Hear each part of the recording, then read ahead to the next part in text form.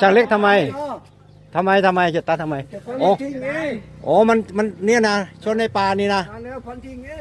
โอ้เดี๋ยวเสียดายเนี่ยผมปลูกมาตั้งหลายปีแล้วนี่ต้นอะไรต้นมะตูม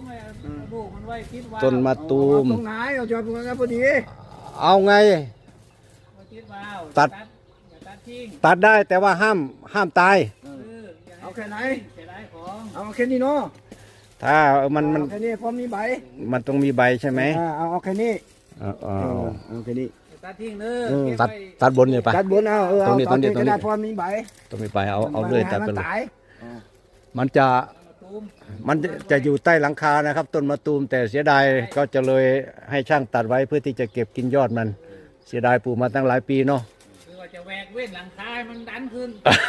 จะแหวกหลังคานี่โอ้เกินไปถ้าแหวกหลังคาโอเคอยู่มันโดนแดดตอนเช้ามันไม่น่าจะตายเนาะเอาไม่น่าจะตาย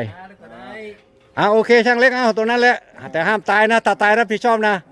โอเคฟันเลย